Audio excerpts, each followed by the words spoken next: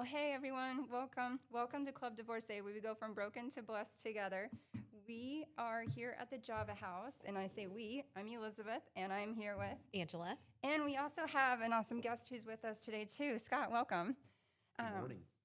We have a really big topic to talk about today, and I will go right off the bat and tell you I'm not a psychologist, I'm not a counselor, I'm not a doctor, but there's been a lot of research about this that we just want to share with everyone.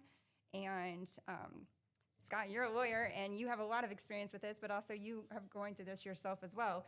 I have not personally gone through this, and I'm very thankful that I haven't, but I do have a former neighbor, who has gone through this, and that was my inspiration to this.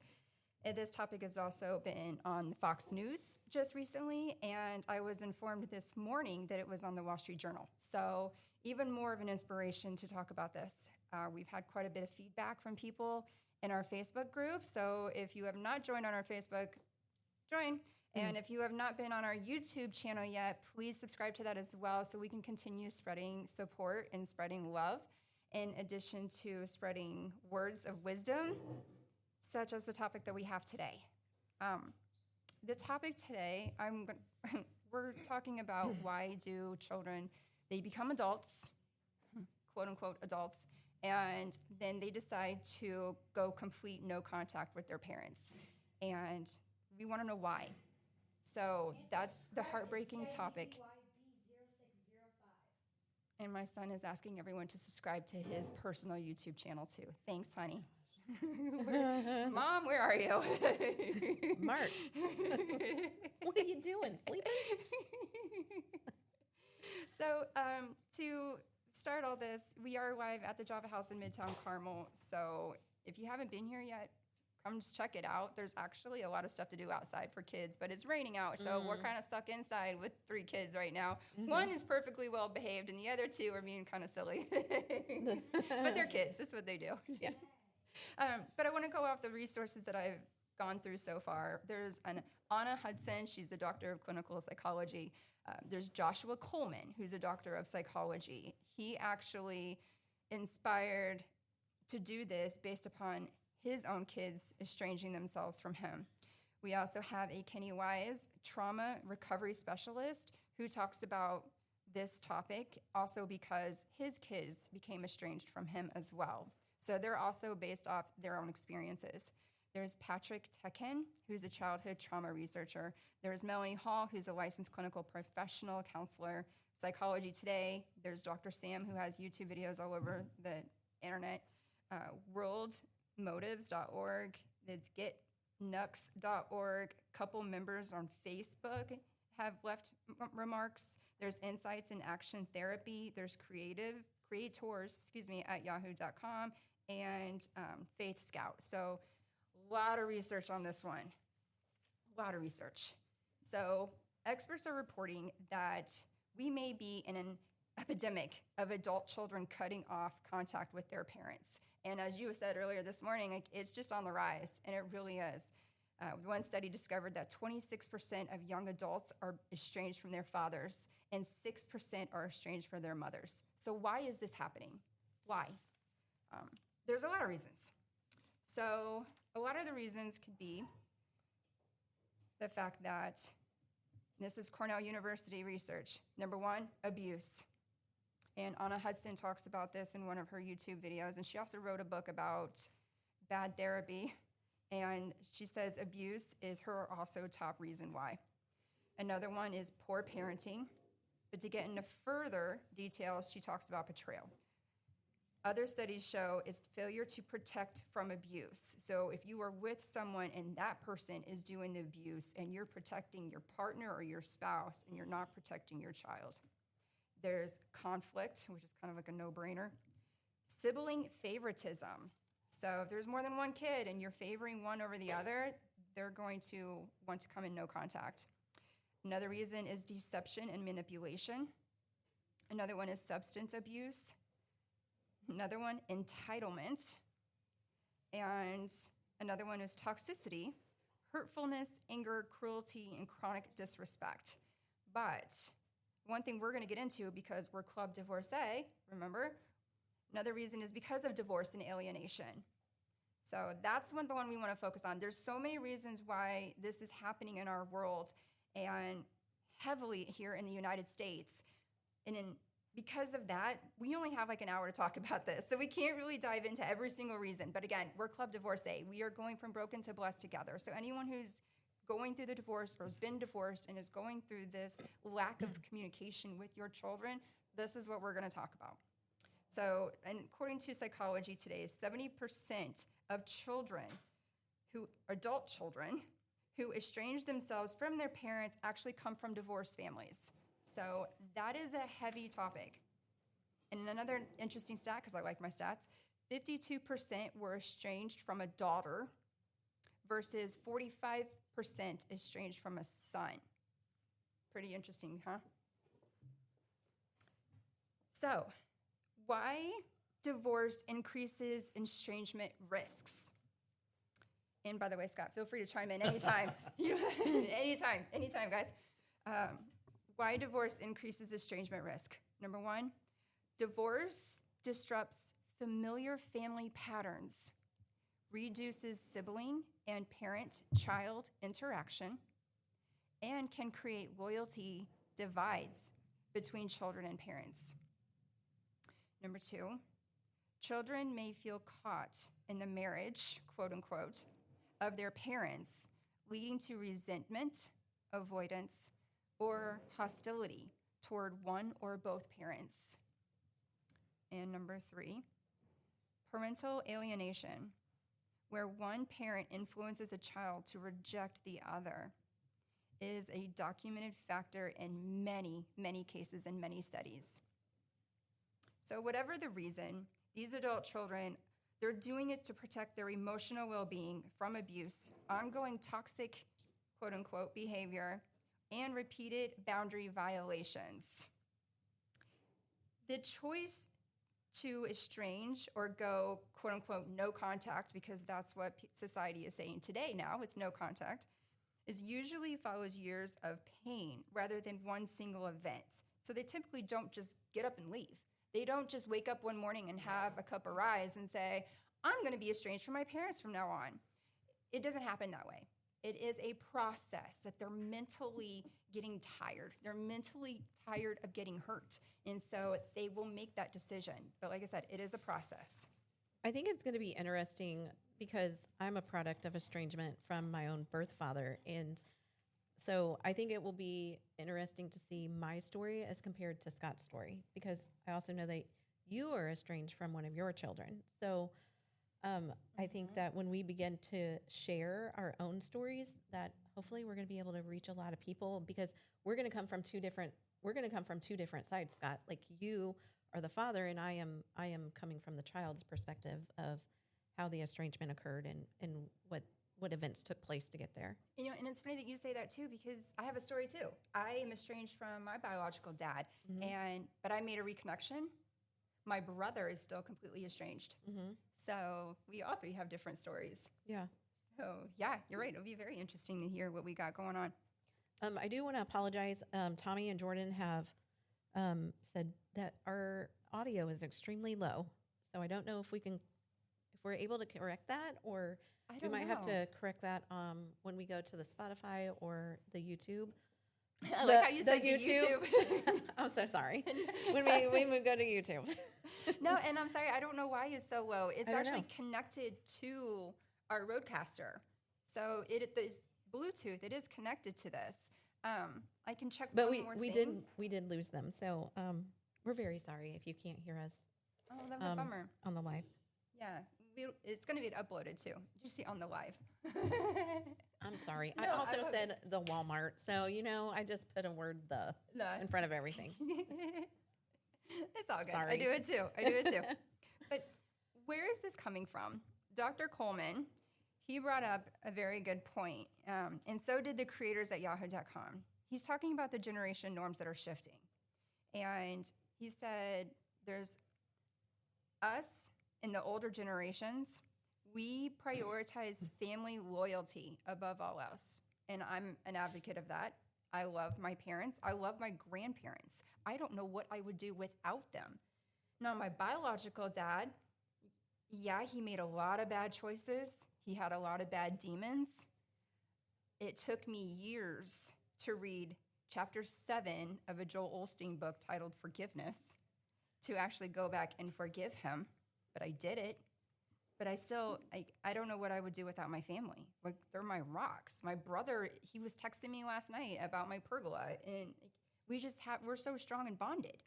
But then you have this younger generation, they prioritize personal mental health and safe boundaries. So there's this shift that's happening in our society here today. And so you have this older generation, family is family no matter what. You stick together, you figure it out. Well, I think with the older generation, you're probably going to have more of a biblical background too, in my opinion. Yes. Which it says, children, obey your father and your mother. And I know that is something that I had to deal with when it came to the estrangement from my own birth father, and when we were possibly going to try to reconnect. And we can get into that in a little bit, but feeling like I was raised in the 90s. I mean, it was a Bible thumping period where you were trying to biblically honor what you were supposed to do. And you feel a lot of pressure from that. Yeah. You feel pressured to honor your parents. And we'll get into the faith-based side a little bit later, because I do have some things to say on that. But I do feel like the older generation, which we are not old, but I do feel like the older generation does feel that part where we're trying to honor our parents and try to keep those relationships. And when it comes to estrangement, you feel a lot of conflict on, I feel like I need to lay this boundary. I feel like I need to cut this person off, but I also want to honor my mother and father at the same time, the people that have given birth to me. I feel like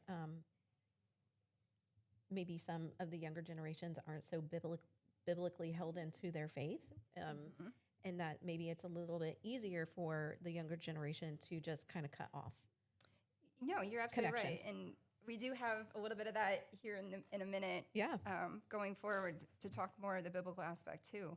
But the other thing that I always thought about is like your parents, your grandparents, your family, they're not going to be around forever.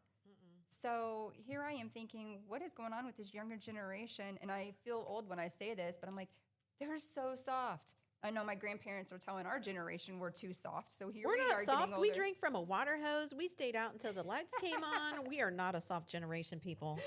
You put me on Survivor, I'm going to come out at the end.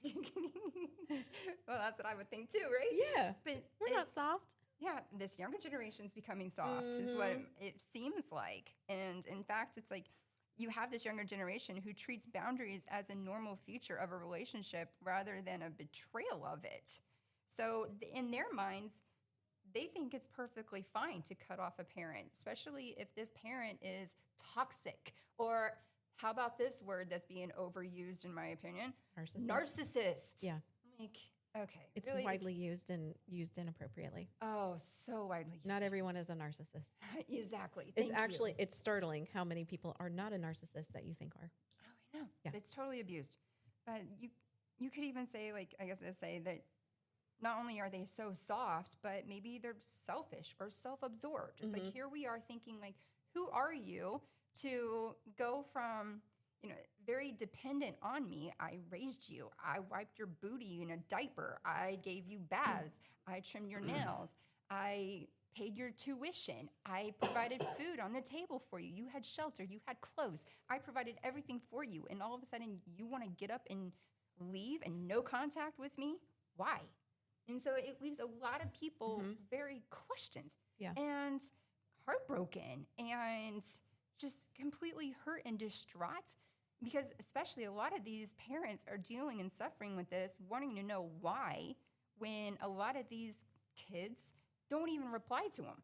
They don't respond. And so you have this crazy shift in the generation where these kids are so, I don't want to say self-absorbed, but they're so much more in tune to their emotions and their boundaries that they don't care if it deals with a family member.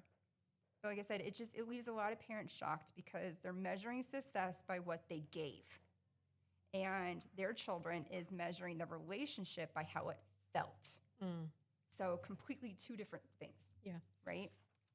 Okay. In fact, another study said that these kids, they're asking, is this relationship healthy?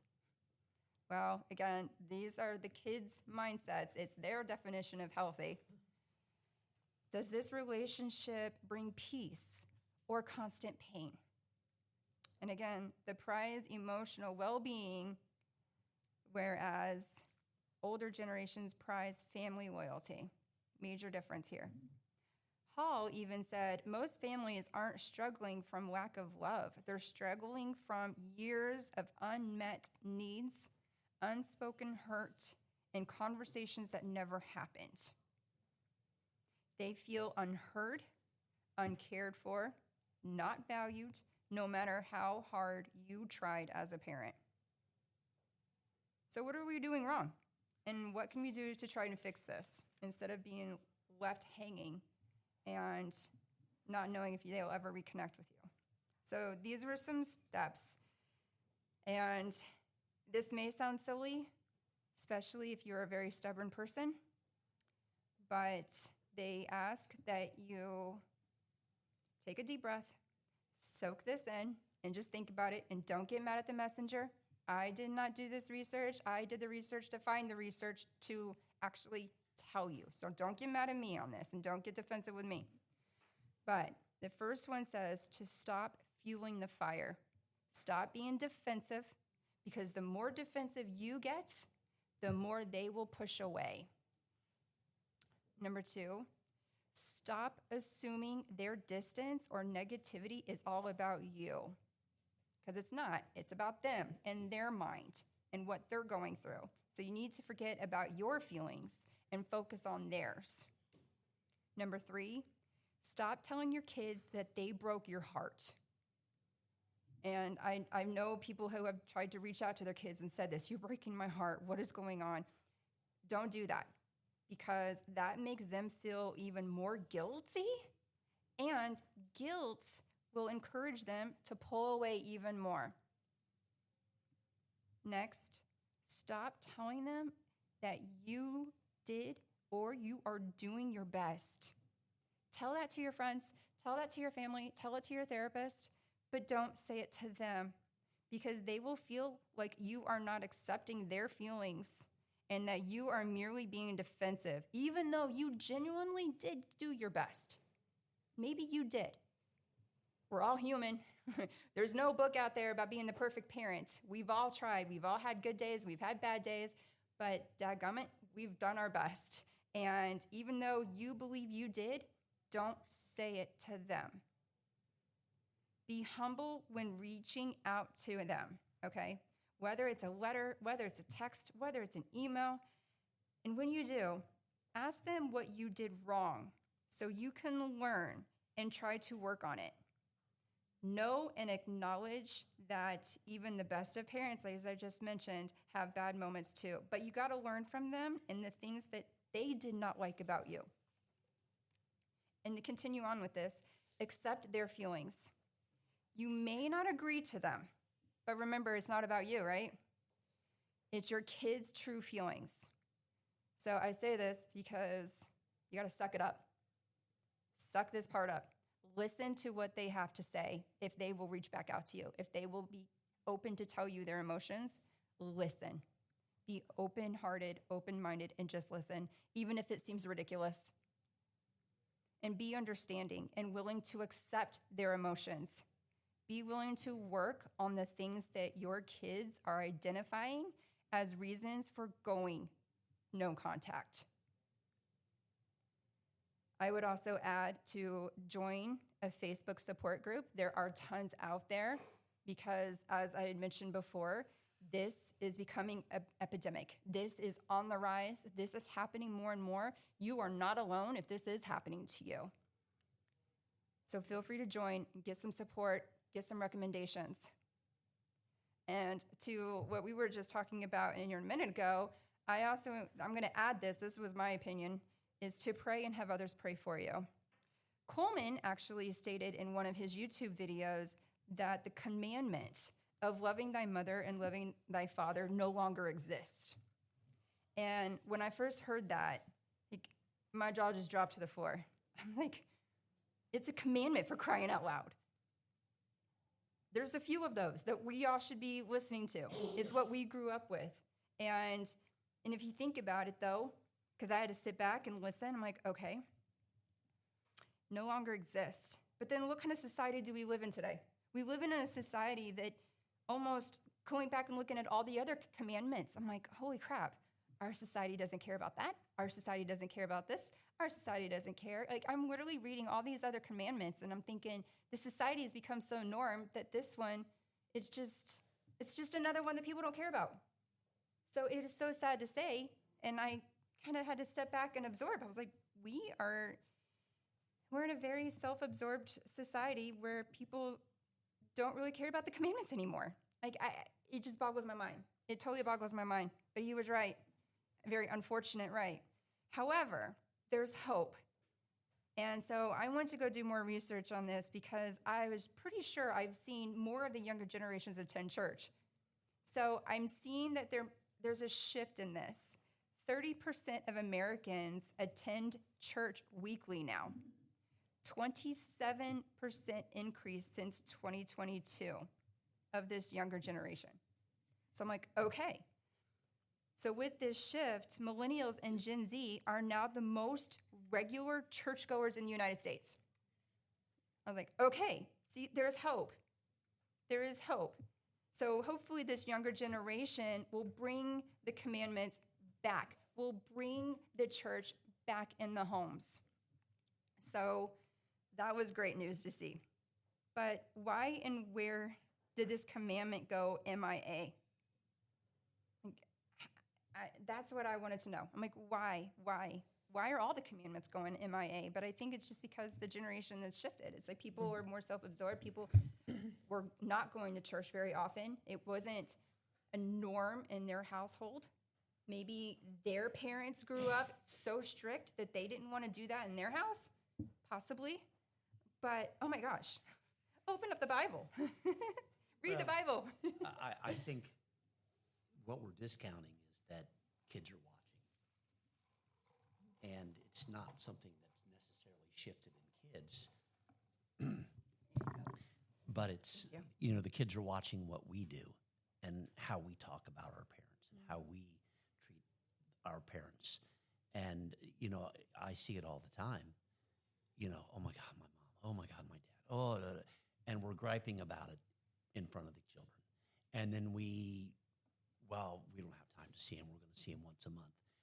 We're going to see him. We'll see him at Christmas. We'll see him at Easter. We're going to get him into a home, right? They're watching what we're doing. And so it's not necessarily, to me, an issue of, they're less biblical or religious or whatever. It's just they're learning from what we do. And not necessarily us or the whole generation, but we've watched even the generations before us do this, the micro-generations. So when they see that we don't put a value on family, why are they going to? Good point. That's a part of it. But when you get down to it, why, and this is part of what I've done. I didn't really come to talk about my particular story because it is what it is. But I have done a lot of thinking and a lot of research into why we are where we are today. Why has this happened? And I sent you a little précis last night about some of my thoughts, but I didn't send you all of it because when you extend the research out, and the statistics you listed earlier, straight on, yeah, that's absolutely the case. 22% more likely for daughters of fathers to be estranged than sons, et cetera, et cetera. All those things are true. But it's not just an American epidemic. It's not just here. It largely is most of the West/industrialized nations, other than Scandinavia. It's not as prevalent in Scandinavian countries. And so, to me, why are we so individualistic? Why do we have this sense of entitlement? It gets down to, we've turned everything into a zero-sum game, from the economy to religion to all aspects of society. Even what we teach kids, one of the first games you end up playing as a kid in your family, probably Monopoly, right? Oh yeah. Grind them into dust. Oh yeah. Get it all, take it all, and That's my brother. so what we've taught these generations and what we were taught, maybe less so us, because my generation, you played Little League and you won or you lost. Okay, if you won, you'd get a Dairy Queen. Maybe if you lost, maybe you'd still get a Dairy Queen. It didn't really matter. We were out there having fun. But as the generations have moved on, and today you see kids in T-ball with their own individual batting coaches and pitching coaches and travel league and all the monies that you have to inject into this, and soccer and baseball and basketball, all of it. And again, so what we're teaching is the only thing that's important is winning. And winning is part of that whole identity of it's a zero-sum game. I win, you lose. And so to me, that on a micro level becomes kind of the macro thing, where alienation and estrangement are different things. Alienation is one of the causes of estrangement. But to point to why alienation might be a thing, it's because of this zero-sum game. If these kids love me more, then they won't love her. Or if they love her more, they won't love me as much. And we lose sight of the fact that love is love, and there's enough to go around. And so there's a lot of factors to it, but I think it's not necessarily coming from the kids. What's wrong with these kids? It's what are we doing that's teaching them? What behaviors are we exhibiting that are teaching them? This is the way to do it. Mm-hmm. Especially when you're going through their divorce, you have, in fact, I have some pages of people who were anonymous, and they gave me some insights, and there's people who vented to me about them going through their divorce, and they're like, okay, well, my ex-wife won't stop bashing me and talking bad about me to the kids. That's alienation. That was constant. That's alienation. Mm-hmm. Yeah, which will eventually lead to estrangement, possibly, if it doesn't get fixed. Yeah, well, these kids, they have it in their mind because, to your case in point, they're observing, they're listening. Kids listen. Whether you think they are or they're not, they're listening. So even if you are making a phone call and you're talking to your best friend, your kid's in the other room, chances are they're going to be listening to that phone call. Oh my gosh, they are listening. I have to shut the bedroom door, shut the bathroom door, and turn on the fan. Yes. So I can have a private conversation. Do you have the landline with the long phone cord? No, I need one. But snaked up the stairs into the closet. Exactly. That's it's a boy. Right. That's what we used to do. But yeah, to your case in point too, I think that's massive. You're absolutely right. It's how did we talk about our parents in front of the kids? How did we talk about each other in front of the kids? And there were a lot. In fact, I didn't have one single female reach out to me personally and tell me that their ex-husband was bashing or that the kids are estranged from them. It's been men, and maybe that's also because 69% of our audience are actually men. But more men reached out to me telling me that their ex are bashing about them. And it just boggles my mind. Like, why? Ladies, why are you trash talking your exes? Well, you shouldn't be. I mean, right? I don't know what kind of lawyer you are, but I know that it says in my divorce decree that you are not allowed to talk ill about the other one. I used to predominantly do, as a solo attorney, I used to predominantly do divorce work. That was kind of my bread and butter. I don't do it since my own divorce. And I wouldn't really take cases with clients who wanted to do this. Most of my clients, in fact, was able to successfully kind of negotiate what they now call collaborative counseling. Okay. So I don't know if you've heard of collaborative counseling. It's a thing out there where you get some training. It's kind of like doing mediation training with a little twist. So you've got two trained counselors, lawyers, who do a collaborative divorce, and what they all sign up to, agree to, both parties and the lawyers, is we're going to negotiate a settlement, but if this goes to trial, the lawyers withdraw. So there's kind of a cliff. Oh, okay. Like, you're going to have to pay for this all over again and train 2 new lawyers if you can't come to a conclusion. And then the collaborative lawyers can bring in a collaborative team of professionals, therapists, economic coaches, financial coaches, child therapists, et cetera. They can bring in all these sorts of things. Parenting time coordinators or guardian ad litems can be part of this team that crafts this thing. I was doing that on a kind of an ad hoc basis where it was more look, you've just called me about a divorce. Are you able to talk to your partner? Let's get them in and let's work on something. And then I would have one party hire me and the other party would sign a waiver saying there's no conflict of interest here because we've discussed this and I have the opportunity to get counsel, et cetera. But I'm going to give you homework. Here's the homework. You need to tell me how you want this to look. And what I'm going to tell you is the court doesn't care how you feel, and the court doesn't care how you feel. The court only cares how the kids are doing. And what your job is to be a plant.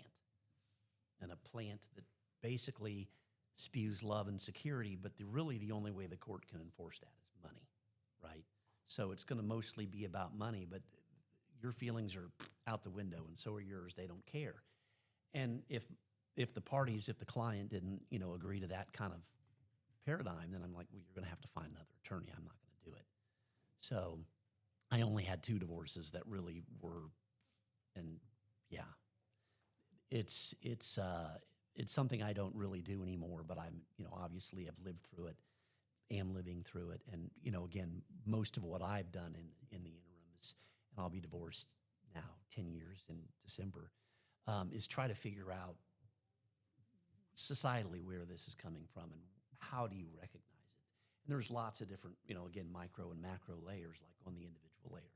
What am I doing? You kind of go into that Jungian shadow analysis of what is it here that's triggering me about this other party that makes me react this way, such that now the kids are seeing this. And, one of those potential causes of estrangement and alienation is that high conflict divorce and the strife between the parties and everything like that. That's awesome. And you've been doing a lot of research too. You talked about, it's become almost like a passion. Well, it's like when I lived in China and I, didn't really have any Chinese language at the time. You learn to speak the language or you don't eat what you want to eat. So, yeah, when you're going through something like that, if you're really truly invested into figuring out how to get out of this, how do I reverse this? And I've been involved in all of it. I've had a couple different reunification therapists at a point where there was still communication. They didn't ever really work. But again, all those same sorts of strategies were involved that you discussed earlier. Here's the things you don't want to do. So, yeah, I've done quite a bit of research on it. And, again, the interesting thing that I found was when you go back to it, and it doesn't necessarily have to be a Western culture. I mean, it's a problem in Japan as well. But that's an economy that's highly Westernized. And so what we're doing is this kind of zero-sum game of a purely capitalist type model, a zero-sum game that prizes individualism. And then that's how some of these things start to develop. And interestingly enough, again, when you talk about the Scandinavian countries, and so I know these are political buzzwords, but more of a socialist type economy, they've got a long history of there's more of an even playing field, and the courts are very, very hardcore about we're going to have joint custody, and we're not going to do these things. And when there's more even distribution of resources between father and mother, and it's not a child support thing necessarily, and there's more aspects of the society that are kind of built to support families and things, it's just less of a problem there, statistically speaking. So there's some interesting threads to go into there if it's not I can't think about that because the political buzzwords. But when you think about our society, it's kind of cutthroat, and it is a zero sum. I can't, if I have less rights or if this person has rights, then I have less rights. And if this person has more money, then I have less money. When there's there's generally enough to go around. And when you're talking about rights, it's not like, oh, you know, you can't give them rights because I'll have fewer. No, rights, everybody gets their own pie, right?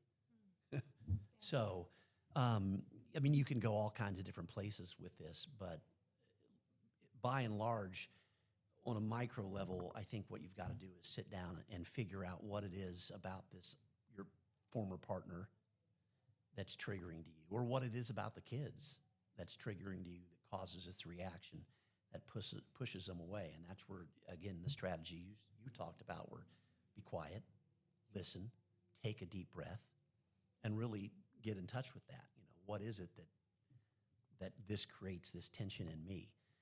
On that bigger level, you know, on the macro level, it's a function of, really the focus has to be on the kids.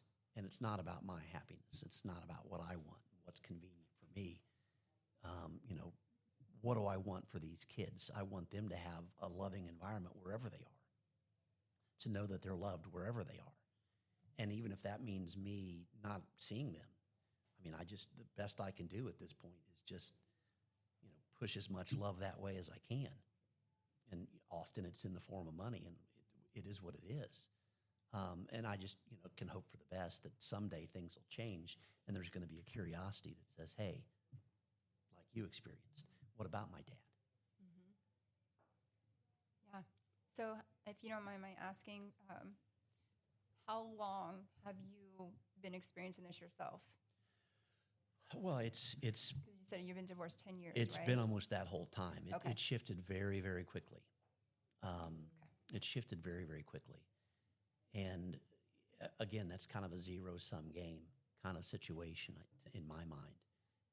You know, if I can't control what's going on in this house, then they just can't be at this house.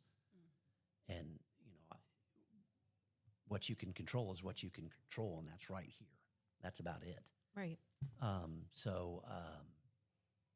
Yeah, it's been most of that time for me. Okay. And let's be honest about it. Courts, judges hate divorce cases. Absolutely hate them. Really? Absolutely hate them. And they don't want to deal with them because it's oftentimes parties squabbling over a toaster, or, you know, who gets more time with the kids. And I think, you know, most people are at that point are like, you know, can't we all just get along? Hey, Yeah. did you not watch enough Mr. Rogers growing up? They don't like to deal with them. That's why they get pushed off to, obviously, you know, any divorce is going to involve mediation anymore. Yep, I had 4. Any divorce is probably, if there's conflict, going to involve a parenting time coordinator or a guardian ad litem. They're kicking that can down the road because they want somebody else to deal with it before it finally gets to them. Because when it gets to the judge, it's generally so high conflict, Right. that it's heart wrenching. And Makes sense. and it didn't matter, you know, as that kind of came at me, the more I backed away, it didn't matter because it's still going to be high conflict and the judge doesn't want to deal with it. Huh. So, you know, when your lawyers tell you, if you've got a good lawyer, they'll tell you, you know, your best chance to settle this is either on your own or through mediation. You should listen and really take that to heart. And this is where it's time to you know, self-sacrifice in some regards. Like it's not about me and my ego and what I want. What do these kids want? And what the kids need most of all is no conflict. You're right. Right. Totally agree. So, based upon all your experience and all the research and everything that you've done, is there anything that you recommend that has not been mentioned for people on how to deal with it or what to do? There's all kinds of resources available, again, through reunification counseling and family counseling. I mean, therapy is important, I think, to start with from the get-go. And it shouldn't necessarily be a one-size-fits-all sort of thing. You know, the kids probably need therapist access. Each parent probably needs some therapy. I don't know that a joint therapy situation, you know, divorce kind of a marriage and family counselor necessarily works for both parties at once because of all those conflict things. Right. We want to start finger pointing, and then we want the therapist to agree with me, Oh, as opposed to let's just figure out a way, again, let's sit down and figure out on my own what my triggers are. And I keep going back to Carl Jung, because Jung, for those of you who don't know, a famous psychologist, talking about this shadow work. What is it in me that triggers and causes this reaction? And that reaction is usually a negative thing, or at least it's perceived as negative. And those triggers usually come from your own childhood trauma. And so that's when you were talking about what causes estrangement, I kind of classify it in 3 different ways. And it's usually child-driven because they're the ones making this choice. Is it child-driven because of the behavior of the party that they're distancing themselves from? The alcoholism, the abuse, the toxic behavior, whatever.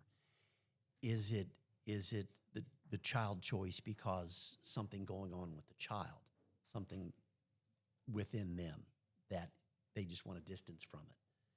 Hey, this is too much, I can't handle it. Or is it, this alienation? Is it coming from the other party?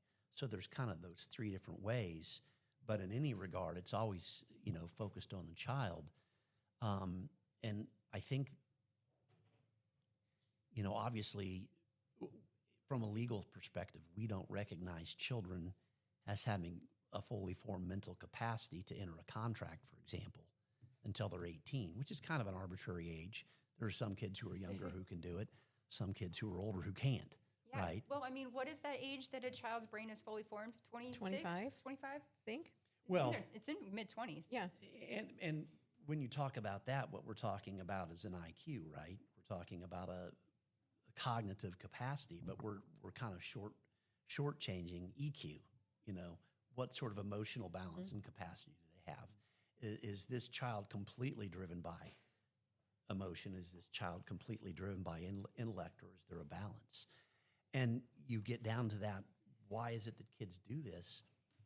Think about what we have. So I grew up in an era where this accursed thing didn't exist, right? There was that long cord, Right. telephone, rotary dial, Yes, I remember the rotary dial.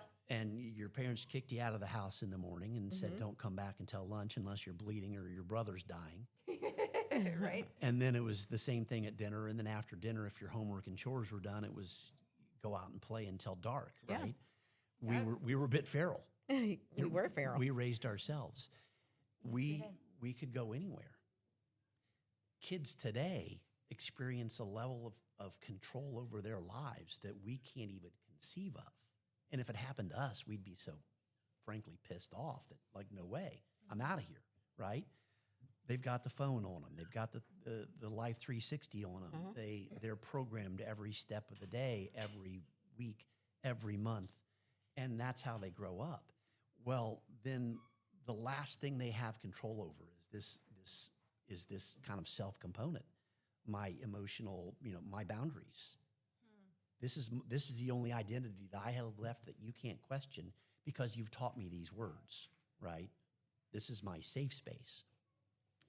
And so in some degrees, again, this is a problem of our creation, not who they are as individuals. And that's kind of, again, that's where my research is leading me and pointing to continue as because if you think you know it all, then you've lost the game. Absolutely. So Those are I'm some talking good too much. points. No, you're not. No, I'm very appreciative. I'm very, very appreciative. And those are all true. They're all honest. It's happening. And to even add to that, would you think and would you say that maybe our tough generation, we're maybe a little overprotective to the younger generation? Oh, 100%. Like, 100%. I mean, we're doing it to them. yeah. I mean, I never wore a bike helmet in my life. Neither have I. still No. don't wear a bike helmet. Neither do I. But I know that I made my kids most times. Well, if I was on my street, I didn't. But if I had to go out in public, oh my God, somebody's going to, because everybody's watching, right? The hive mind is watching, and you're not making your kid wear a bike helmet. I'm going to call somebody. Yeah. I'm There's a Or bunch I'm going to take a picture and I'm going to post it on Facebook and say, "Is this your kid?" Yeah. Oh gosh, yeah. So many Yeah. Karens out What there. parent would allow their child to do that? We're living in this society where we lift ourselves up by pushing others down. It's a zero-sum game.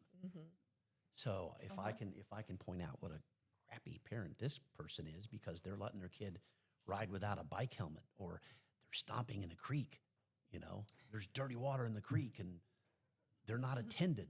There's water there and they're not attended. They're not wearing a life jacket. They're not wearing a life jacket. In the creek. Yeah.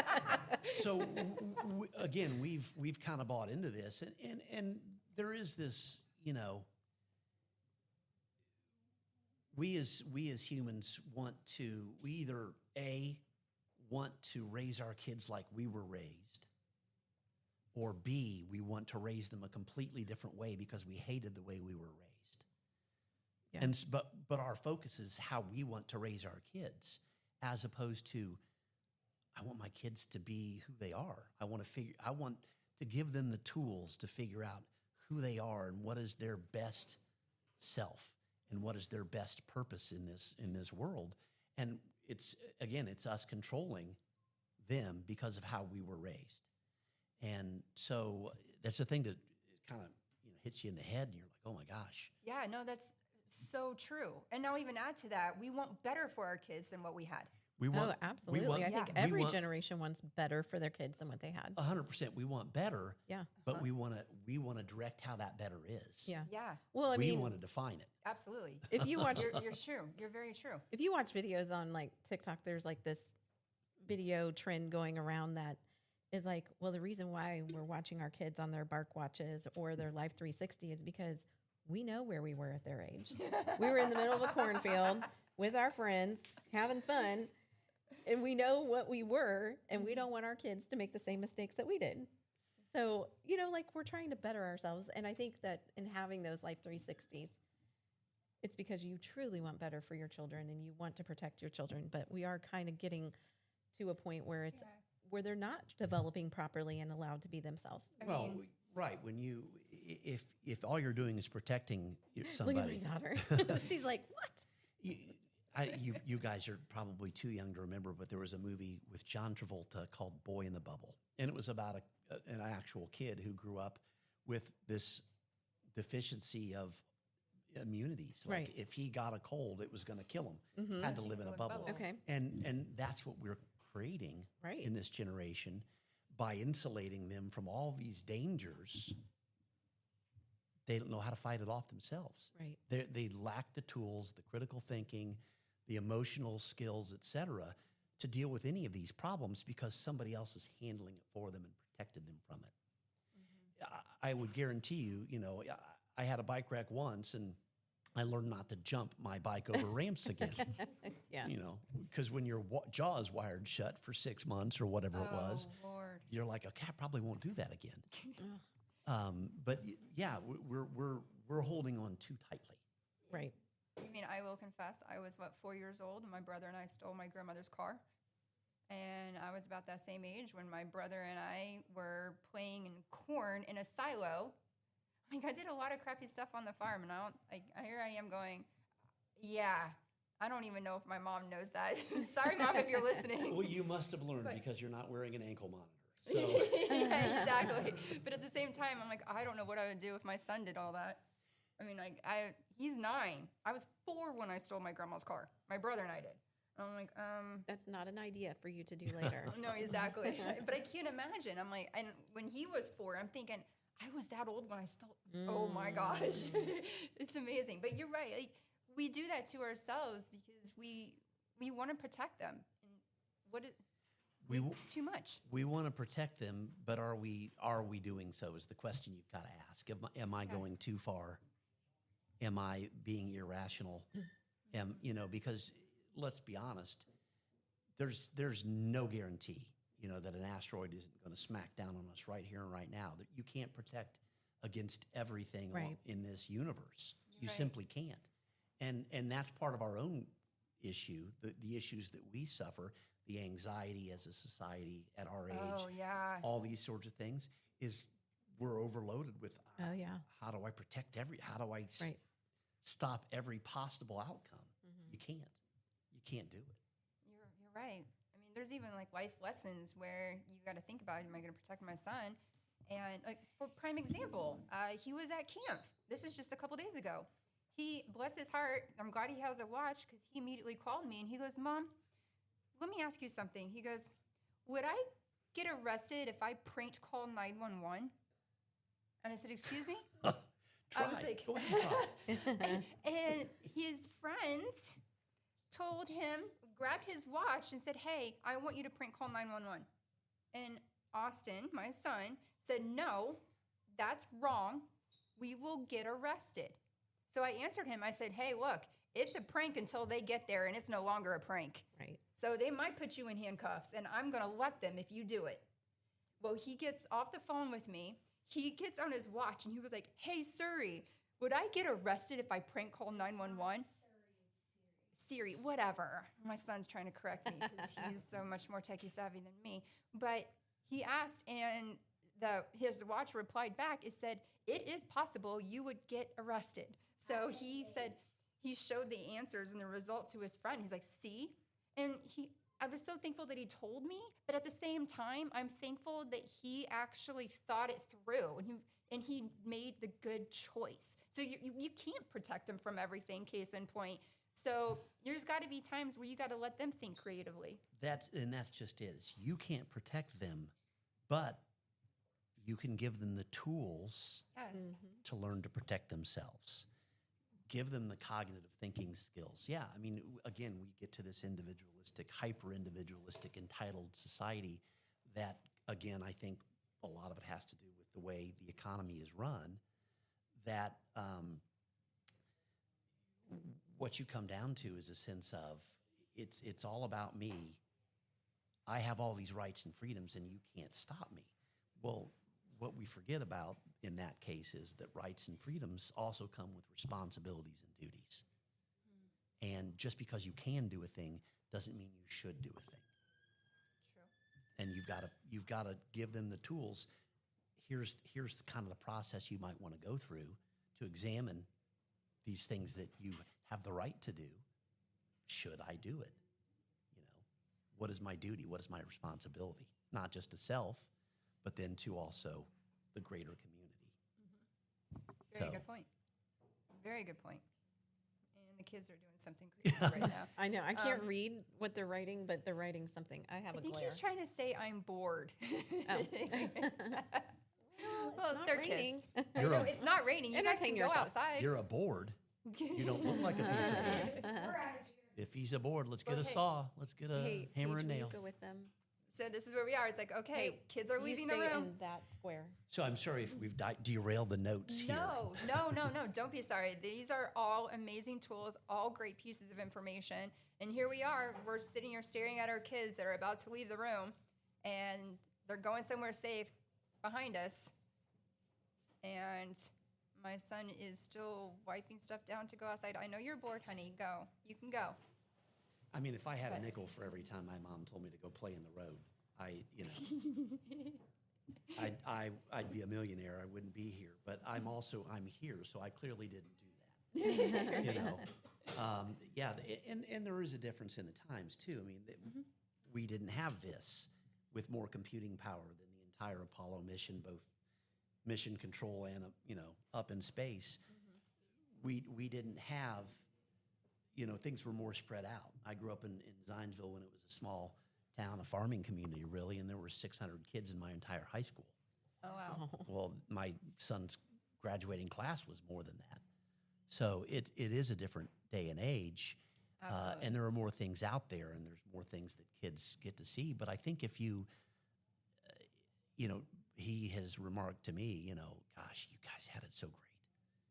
You got to play in the woods, and you didn't have everybody on your watching you all the time, and it wasn't just come home and constantly do homework.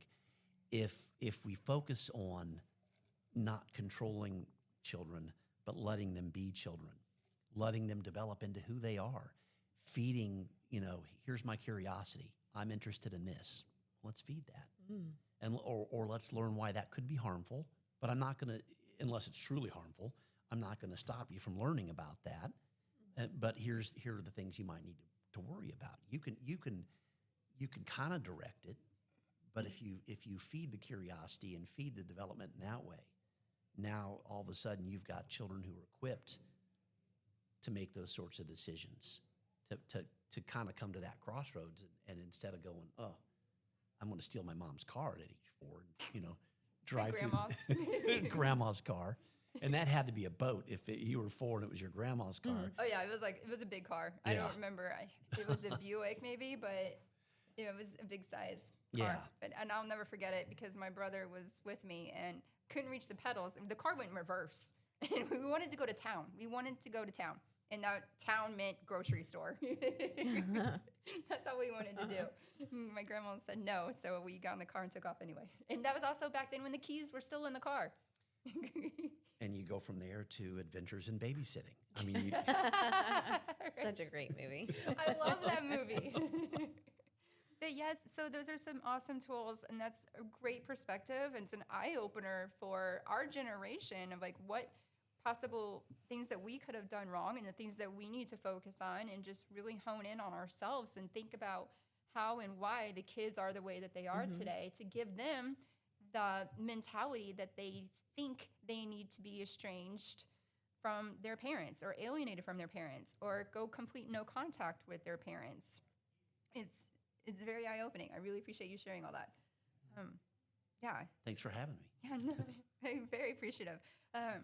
I did have an anonymous person, and I promised I wouldn't mention his name, but he had some points, and he did mention, he's like, never ever talk bad about the other parent. He's like, and yes, women do it more than men, and maybe that's because women are more emotional, but whatever the reason, he begged. He's like, please stop. He's, unfortunately, his kids want nothing to do with him, all because of his ex-wife exposing and saying and trash talking everything about him. And he flat out is one of those parents who has said, I have given my best. But he said, some suggestions from him, he said, stop and self-regulate when it happens. Try to sift through everything you're feeling in that moment and breathe. So very similar to actually the research that we talked about. Just calm down, take a deep breath, just absorb your moment, open up your heart and open up your mind, but be very intentional with your words. And he said, love them even if it's not your fault. Love them no matter what, because it's also not the kid's fault. It is never the kid's fault. But please stop bash talking each other, is what he says. He continued to say that he told them that they can hate him and believe whatever they want about him. It will never change how he feels about them. And he tells the kids that all the time. And whenever he can reach out to them, he's like, you can hate me all you want. You can believe whatever you want, but it's not going to change on how I love you and how I feel for you. He said, continued on and said, there were times when I turned my back on God and he never stopped loving me. And I will do the same for you because that's what a good daddy does. And he continued on saying a good friend of his went through a similar thing. Ex-wife talked horribly to their daughter about him. And this guy not only responded in love, but he did the best, and he only responded in love. And it wasn't till the child reached her 20s till she saw what actually happened in her parents' life. And then she reconnected with him just shortly before he died. So it was a very powerful story, and it motivated him. And that's what it does. It gives you hope, and it gives you faith in that it's not going to be next week. Maybe it's not going to be next year. Maybe it'll be 20 years from now. But continue giving them love, even if it's money, I guess, in some cases, right? Sometimes it's the only way you can show it. Yeah, well, however you can, just continue to love them. And he is very adamant, and he is very passionate in believing that someday it will happen because it happened to his friend. And that is a powerful story. And thank God that did happen just before this gentleman passed away. My dad mentioned something similar. We did the podcast, remember, at my house, and it Yeah. was so cold. The power went out halfway through our Yeah, it did. podcast. The podcast is called Power Failure, and it's one of the first ones. I think it was the third one that we've done. Yeah, it was really early on. It was early. But my dad was... Did you name it power failure after the power went out, or was that the focus before the? No, so the funny thing is, so Mark, it was our IT guy. He still is our IT guy if I ever need him. He's an awesome friend, an awesome client, but he's the one who helped set up all the equipment. And when this happened, we were talking about my parents and how my dad went into this relationship. He went from a bachelor life to all of a sudden meeting my mom, marrying her, and having 2 kids already. So, and then adopting us. So it's like, how did you do all that? And so anyway, halfway through the podcast, our power went out. And so my IT guy, Mark, he helped me because when the power finally came back on, everybody was already gone. So I jumped back on and finished the podcast. And so I called Mark. I'm like, all right, Mark, how do I merge the 2 together? So he ended up labeling it power failure. Oh, okay. Splice the tape back in the day. That's how we did. Is that right? That's how we used to. The cassette. Yeah. So we know he's good at IT, but bad at sergeant at arms. He's not controlling the crowd. Right. Oh, wrong Mark. Not that Mark. Oh, No, different A different Mark. Different Mark. Oh, gosh, yeah. Different Mark. But it was a great podcast because my dad also talked about what it was like being the step parent and how hard it was, but he never talked bad about my biological dad. So that's something that if we had questions, my mom would answer. And there were a couple times where I'm so stubborn, I wanted answers directly from the source.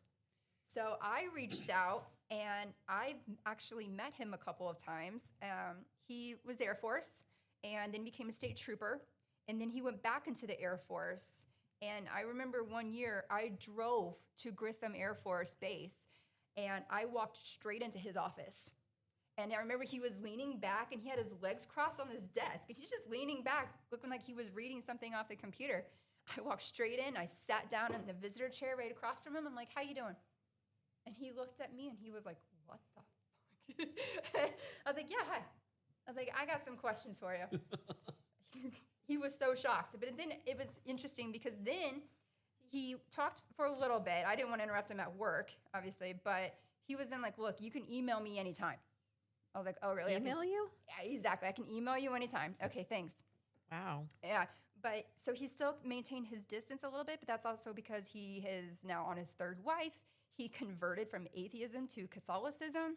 He has a son, I think, with her, and now he has a grandson, but he doesn't identify as me as a daughter until that day when I stumbled into his office. He then started walking around the base saying, hey, this is my daughter. How This is old my were you? daughter.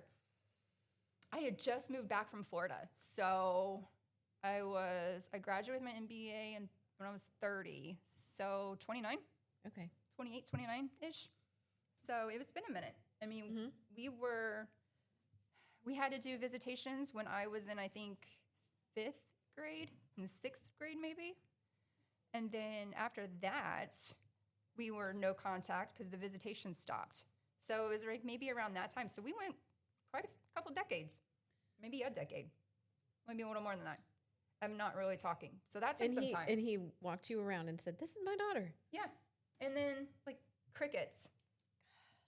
So yeah, in fact, one time I had just moved to Indianapolis, and I was robbed 3 days after moving into this apartment, and which is why I never will have a master bedroom on the 1st floor. When I was living in apartments and condos, I wanted high rises from here on out, but I was robbed in my sleep, and You were robbed in your sleep? I was robbed in my sleep.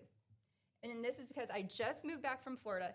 I was living on the beach in Florida, so I'm used to the sound waves in the ocean. Oh, okay. So in my room, I had my computer, my laptop, I had ocean waves and the sound of it to help me sleep. Oh. And at that time, I started my master's degree, and I had a girl in my class who moved from Illinois.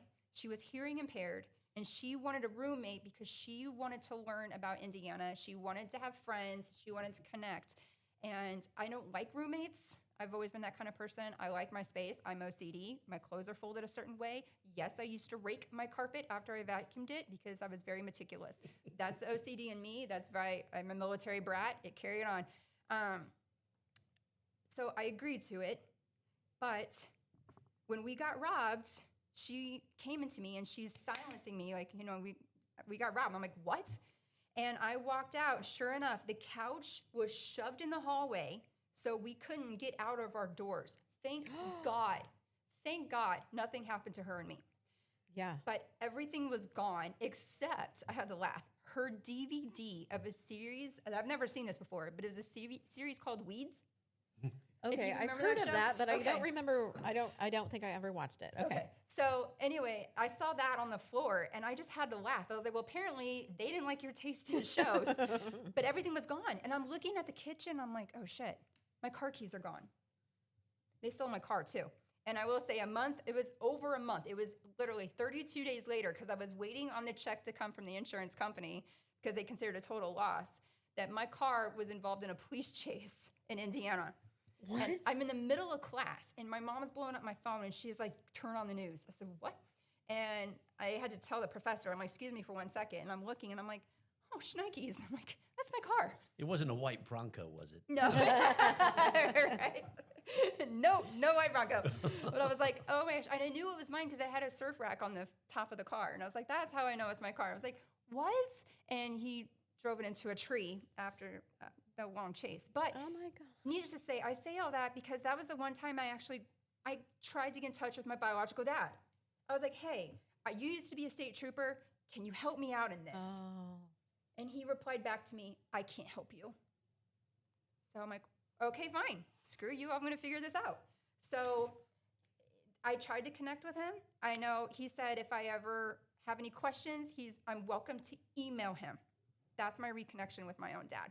But my dad, in the podcast of Power Your Failure, my dad who adopted me, he's my dad. He said the same thing that this other anonymous person chimed in, and what we've talked about too. It's like, stop talking about each other. My dad never bashed about my biological dad. He never said anything. And he even knew. He goes, eventually, you and your brother are going to find out on your own. Now, my brother doesn't even acknowledge our biological dad. And him being a Marine, if he ever saw our biological dad, Lord knows what he would do. Lord knows what he would say. But we pray that day never comes, quite frankly, because our biological dad had very, very massive demons. And so we're much better off. But please, as my dad would even say, stop bashing each other. That's the biggest thing. But you chose to be estranged from yours, right? Yeah. Let's see. My mom and dad were married, and we lived in South Carolina with I have a sister. And I remember around the age of 4, my parents got divorced. My grandpa drove down from Indianapolis to pick us up, and I remember pulling away in the hatchback of my grandpa's car and waving at my dad and driving to Indiana. Like, I was 4. I didn't know what was happening, but we didn't have to wear seatbelts then. So I was like literally in the back hatch waving to my dad, like, see you later. Like I didn't really get it because I was 4. But we left. We moved from, I probably thought we were going on vacation. And I know that my mom probably didn't tell us because we were 3 and 4 what was actually taking place. But we ended up moving up to Indiana, and my dad stayed in South Carolina. And we moved in with some friends because my mom was originally from Indiana. And my dad was in the Marines, and we lived on the base, and, my mom worked on the base. So, and my grandpa was in the Marines. So anyway, we were from Indiana, but we lived in Beaufort, and we were living on the base down there. So we moved back here, and my mom moved in with some friends. And within that time process, she met my dad, who is the man that raised me. And at the age of 6, my parents got married, and I remember going to their wedding and being a part of that. And then my dad wanted to adopt us, and my mom had to go through the legal process of calling my birth father and asking him, do you want to give up your legal rights? Because in that time period, my dad wasn't seeing us. He was doing whatever it is that he was doing in South Carolina. There were, to my knowledge, there were no phone calls. There were no cards. I think during that time, I remember one phone call with my dad. And I do think I remember one phone call and one card at my birthday time. But so she seeks legal help, and my dad wants to adopt us, and but we have to have my birth father sign over his rights. And the attorney told my mom, this is probably going to take months. So you guys just need to brace for waiting for a long period of time before this man is going to possibly sign his rights over to you and allow this other man to adopt his children. And it took days, like just 3 days for him to Wow. sign the papers.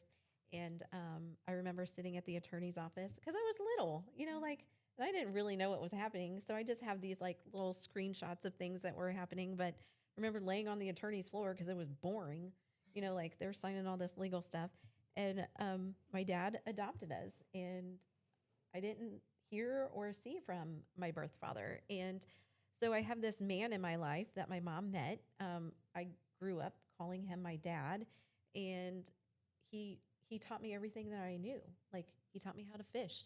He taught me how to drive my first car. He gave me away at my wedding. Like, he did all of these wonderful things, and he became my dad. He was the one that raised us and built us up and going to church. And I cannot imagine what my life would have been like if my mom had not met this man to raise me the way that he did. And we were fine. I didn't ask. I mean, as a teenager, I did ask about my birth father, and my mom never spoke ill about who he was.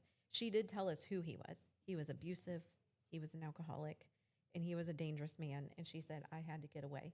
And that was the extent of what we were told. But to say anything else about him, she was pretty just, we didn't talk about it. And my dad never said anything about it. And it was kind of just, we just kind of knew.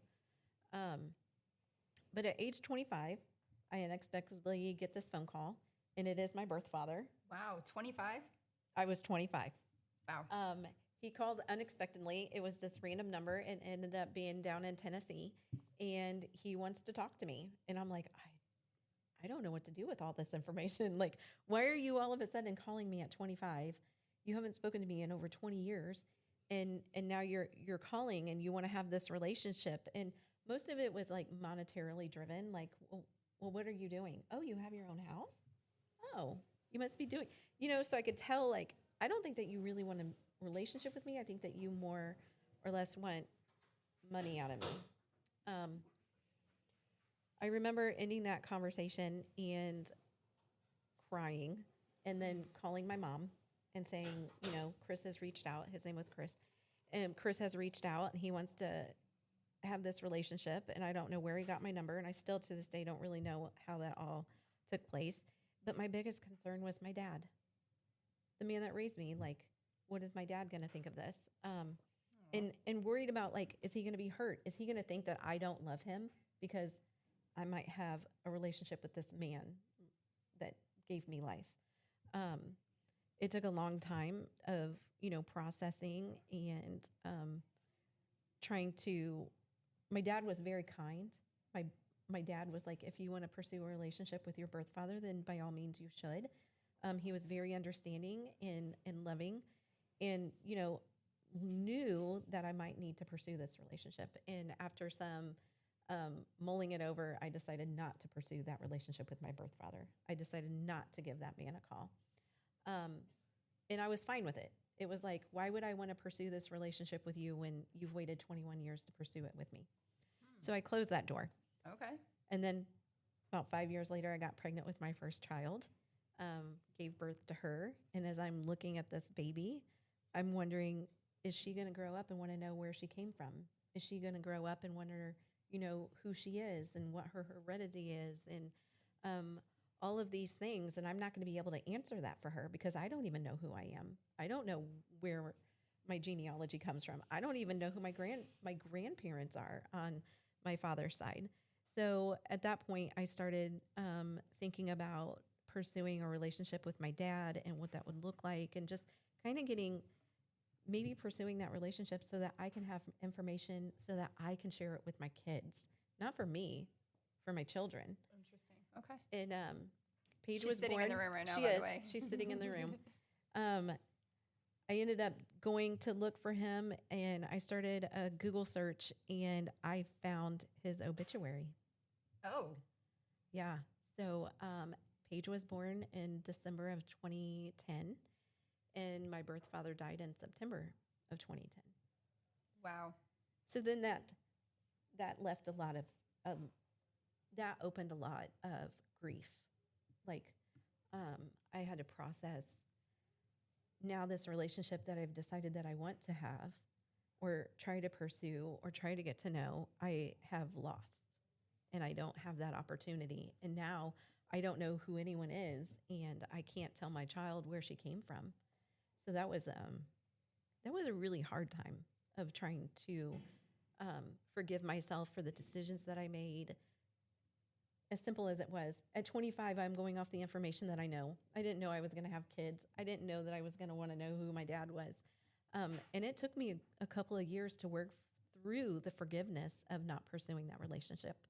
It did. Yeah. So it took time. Oh, it took time. It was a hard one. Case in point, parents aren't going to be around forever. No, They they're will not. be around. Did you get on 23andMe to find out your genealogy or anything like that? I ended up going through Ancestry. You did? Yeah. I figured you'd be the one who'd want to know. I Find did. a I way. do want to know. I have found that I have 3 half brothers. 2 I am still searching for. I have not. We actually found out about them when my mom was going through the adoption process so that I could be my dad's child. But we found out that we have 2 half brothers. And then I found the 3rd one when I did Ancestry, and he actually lives down in Bloomington, and he looks just like my birth father. Oh my gosh. Yeah. Do you talk with him? We message back and forth. You do? Yeah, and Oh I my talked to his wife. They got married a couple of years ago, and I do talk to him. But he was actually born to a teenager, a Catholic teenager, and he was placed for adoption. Oh. So that's why he started researching. So when he reached out to me, Wow. Yeah, it's a story. Yeah. Interesting, Bana. But that's really cool. Yeah. Oh my gosh. But see, but case in point, like, good for you for the whole grieving process and feeling those emotions and forgiving yourself. Oh, yeah. Because that's another thing that we as parents should do is forgiveness. We even Right. talked about that in our podcast once. One of my favorite topics actually was about forgiveness. Anything else that you wanted to add before I wrap up? I mean, I know you had some biblical I perspectives. did. I think it's too. going to go a little long if we get into the biblical perspective, but It's such a good topic. We it can go is. hours I on think that we this. could go a really, really long time on this one, especially, diving into everybody's stories. But I think if you are the parent and you have an estranged child, that just be there for them. Just give them the space that they need, respect their boundaries, allow yourself to grieve and allow them to grieve whatever it is that has caused the estrangement.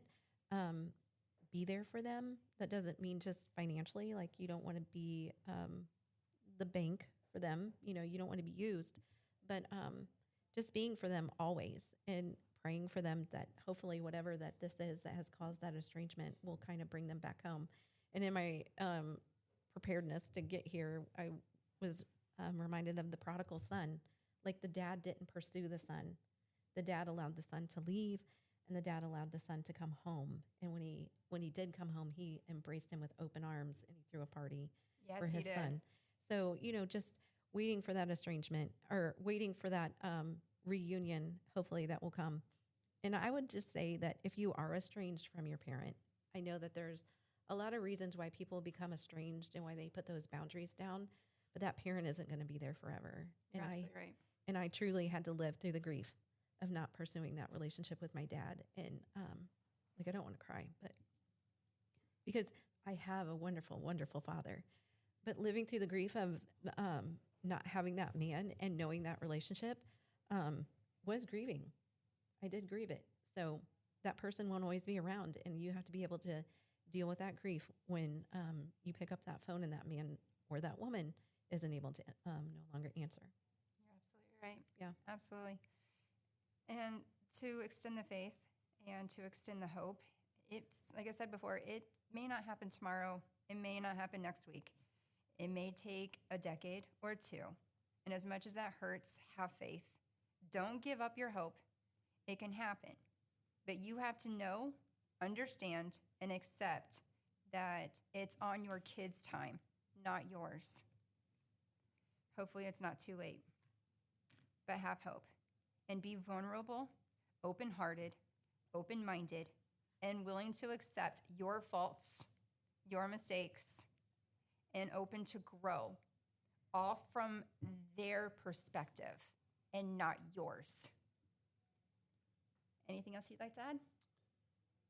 No, I think we've covered a lot of ground. There's a lot. There's to a cover. lot. There is a lot. In fact, this is the longest podcast we've had. It's been an hour and 20 minutes. And there's so much more that we could always talk about. But we'll wrap it up with that. If anyone has any other questions or comments, you're welcome to leave them on the Facebook group. If you want to send me the message or send a message via YouTube. We also have an email, and that is hello@clubdivorcee.com. I say that because there's 2 E's in the word of divorce. So DIVORCEE. I hear a car alarm going off. Okay, that ends it. So Austin. Hopefully it's not our children trying to steal a car. They're like, prank hey, calling 911. Austin, your mom gave us a really great idea. And Abigail's like, yeah, I'm going to be the driver. Luckily, my car's in the garage, so it's not going to be mine. They don't know how to hotwire, do they? Oh, Lord. She has her Nope. phone. She could have YouTubed it. I would Kids not and the put anything tools they past have. my child.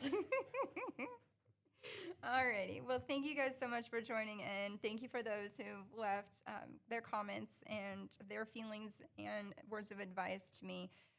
And thank you so much for joining us, Scott. It's been My a pleasure. Thanks for having me. Thank you. Yeah, thank you for joining us.